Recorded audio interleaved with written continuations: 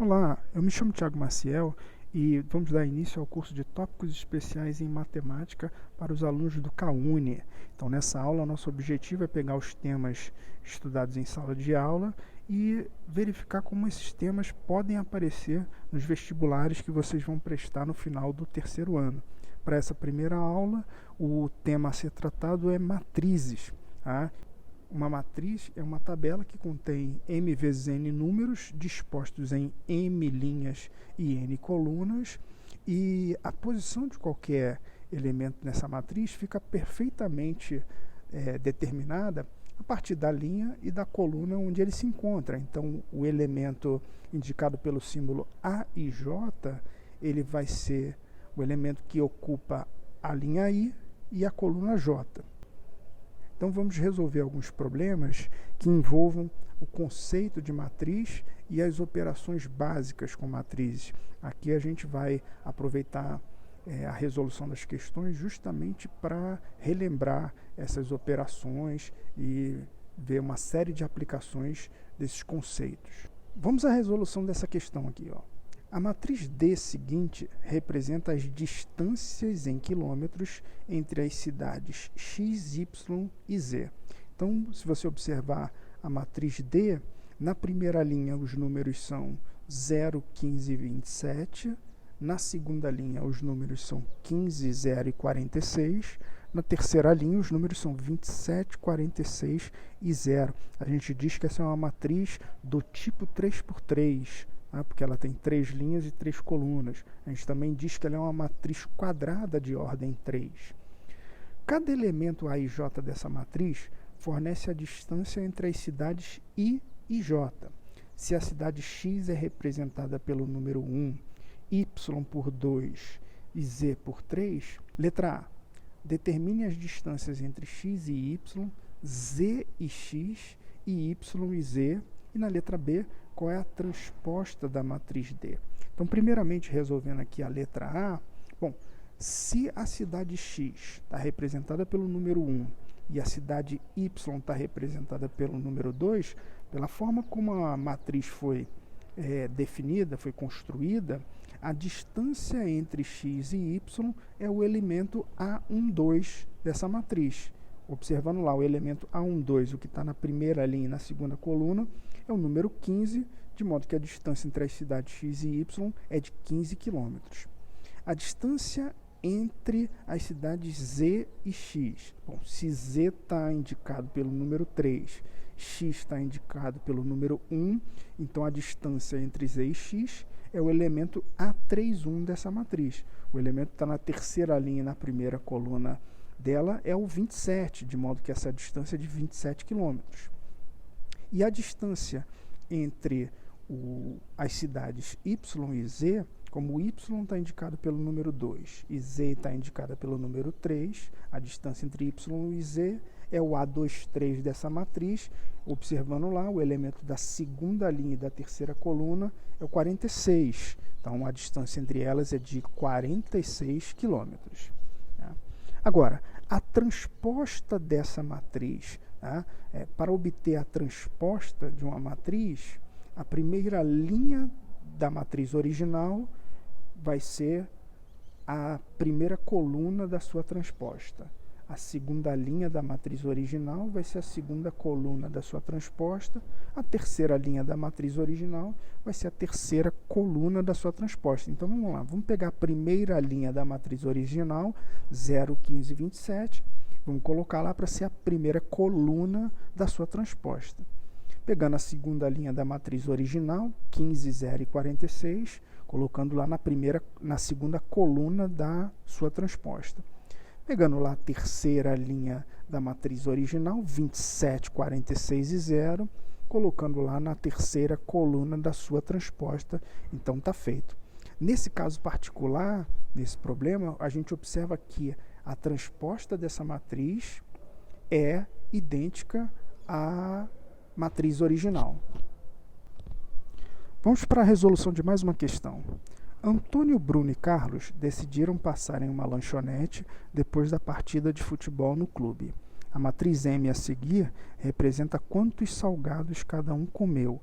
além da forma como a despesa foi dividida, sendo Antônio representado pelo número 1, Bruno pelo número 2 e Carlos pelo número 3, cada elemento A e J da matriz M a seguir indica o número de salgados consumidos em que I representa a pessoa que comeu e J a pessoa que pagou por essa quantidade. Por exemplo, A23 indica que Bruno comeu um salgado que Carlos pagou.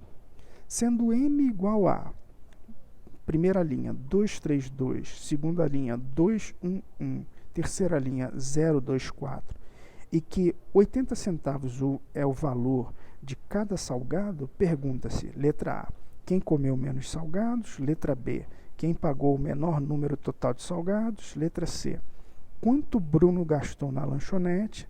Letra D, quanto Carlos gastou a mais que Antônio? E letra E, quem teve o maior prejuízo na lanchonete?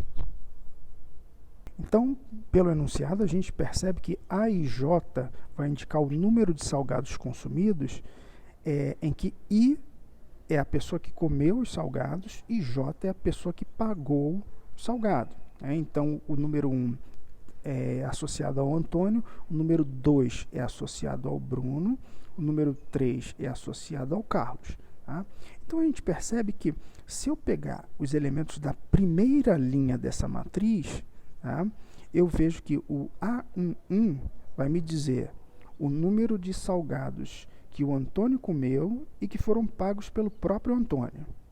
O A12 vai me dizer o número de salgados que o Antônio comeu, mas que foram pagos pelo Bruno. E o A13 vai me dizer o número de salgados que o Antônio comeu e que foram pagos pelo Carlos. Então, se eu somar os elementos da primeira linha dessa matriz, eu descubro que Antônio comeu 7 salgados.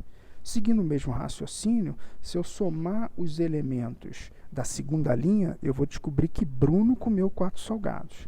E, por fim, se eu somar os elementos da terceira linha, eu vou descobrir que Carlos comeu 6 salgados.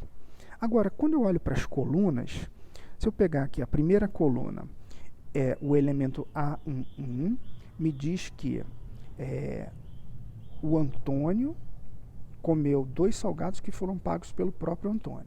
Tá? O elemento A21 me diz que o Bruno comeu 2 salgados que foram pagos pelo Antônio. E o elemento A31, ele vai me dizer que o Carlos comeu nenhum salgado pago pelo Antônio. Tá? Então, se eu somar os elementos da primeira coluna dessa matriz, eu vou descobrir que Antônio pagou um total de 4 salgados.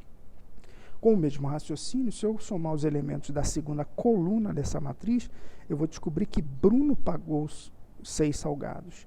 E se eu somar os elementos da terceira coluna dessa matriz, eu vou descobrir, por fim, que Carlos pagou 7 salgados. Então, vamos às soluções aí dos itens. Na letra A, quem comeu menos salgados? Evidentemente que Bruno comeu menos salgados, porque ele comeu apenas 4 salgados. Quem pagou o menor número total de salgados? Bom, a gente observa que Antônio pagou apenas 4 salgados. Tá? Quanto Bruno gastou na lanchonete? Bom, eu vejo que Bruno pagou 6 salgados, ao custo de 80 centavos cada um. Então, 6 vezes 80 centavos dá R$ 4,80. Esse é o valor que foi gasto por ele. Quanto Carlos gastou a mais que Antônio? Bom, vamos ver. O Carlos pagou 7 salgados. Então, ele gastou 7 vezes 80 centavos, R$ 5,60. O Antônio pagou 4 salgados. Então, ele gastou 4 vezes 80 centavos, R$ 3,20. Então, a diferença entre esses valores, 5,6 menos 3,2, vai dar 2,4. Ou seja, o Carlos gastou R$ 2,40 a mais que o Antônio. Quem teve maior prejuízo nessa lanchonete? Bom, aí foi o Bruno, né? Porque o Bruno, ele pagou 6 salgados e comeu 4 salgados. Tá? Ele pagou mais salgados do que consumiu. Então, por isso, ele teve um maior prejuízo nessa lanchonete. Vamos para a próxima questão. Na matriz a seguir, estão representadas as quantidades de cálcio e ferro em miligramas encontradas em 100 gramas de algumas verduras. Então, eu vejo aí que na primeira linha dessa matriz, eu vou ter a quantidade de cálcio no couve-flor, no espinafre, na selga e no alface. E na segunda linha dessa matriz, eu vou ter a quantidade de ferro dessas mesmas verduras. Em um restaurante foram elaboradas 3 receitas, 1, 2 e 3, nas quais foram usadas porções de 100 gramas desses alimentos, como mostra a matriz B abaixo. Então, você vê que agora nessa matriz, nas linhas eu tenho as verduras, nessa ordem, né? Couve, couve-flor, espinafre, acelga e alface. E nas colunas eu tenho as receitas, receita 1, receita 2 e receita 3. Tá? Pergunta-se. Letra A. Determine a matriz C, que é o resultado da multiplicação entre as matrizes A e B, nessa ordem. Letra B. Explique o significado do valor encontrado para o elemento C12 da matriz C. E na letra C, explique o significado do valor encontrado para o elemento C23 da matriz C. Na letra A, precisamos encontrar a matriz C, que é o resultado da multiplicação entre as matrizes A e B. Bom, a multiplicação de matrizes ela é efetuada da seguinte maneira. Eu vou multiplicar de forma ordenada os elementos das linhas da primeira matriz, da matriz A, pelos elementos das colunas da matriz B, da segunda matriz, e vou somar os resultados. Então, eu vou pegar ali a primeira linha da matriz A, composta pelos números 203, 33, 79, 110, 43, vou multiplicar de forma ordenada pelos elementos 1, 0, 1, 1, 2 da primeira coluna da matriz B e vou somar os resultados. Isso vai me dar o elemento que vai estar na primeira linha e na primeira coluna da matriz que resulta dessa multiplicação.